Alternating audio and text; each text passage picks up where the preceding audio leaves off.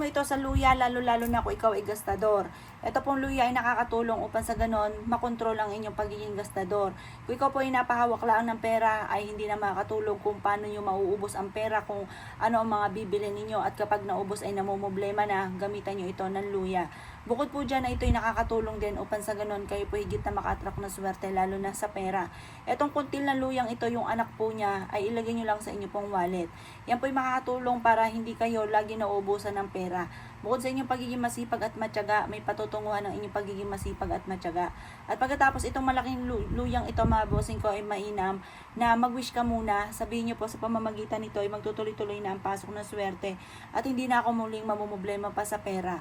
Maraming pera ang darating sa akin at siksikliglig at umapo araw-araw na maraming pera ang darating. Basta lagi kang positive, mga bossing ko, at ugaliin ang pagsasabi ng mga salita ng mga magaganda. Pagkatapos po, mga bossing ko, ibilad ito sa sinag ng araw. Ito po isabit nyo lamang sa main door po ninyo, mga bossing ko, or ilagay sa ilalim ng inyo pong higaan at ang dulot nito ay maraming pera. Or maglagay ka ng ganito, mga bossing ko, sa inyo pong bag, at ito ay makakatulong para makamagnet ka ng swerte, lalo na sa pera. Ang golden na luya, mga bossing ko, ay nag-a-attract ng masaganang pamumuhay. At ang amoy po nito ay nagtataboy ng malas. Pwede rin naman po na hiwain nyo po siya dito at pagkatapos po, mga bossing ko, ipahid nyo po sa inyo pong palad. Makakatulong po ito para maalis yung buhaya sa palad ninyo. Ang ibig sabihin po noon, mga bossing ko, ay maalis ko ano man po yung pagiging gastador po ninyo. Na parang kapag may napahawak lang na pera ay ubos ng ubos, kinakain lagi ng buhaya. Yan po ang ibig sabihin po noon, gastador po kayo. Ang ibig sabihin na may buhaya ang palad.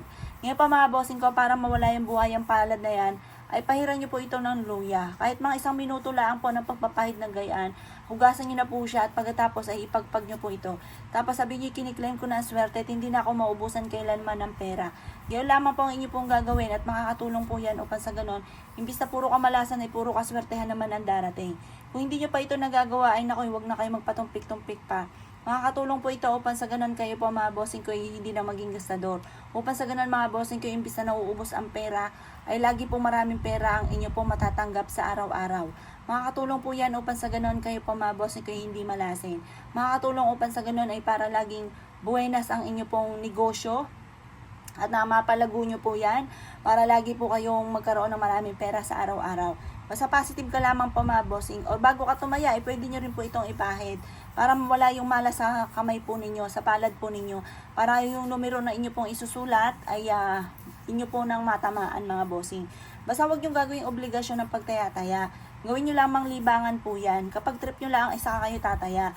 Huwag nyo, kahit ikaw ay wala sa mood, pipilitin mo at baka kinangihinayang at baka makalabas-labas po yung inyo pong numerong alaga, ay sising-alipin po kayo.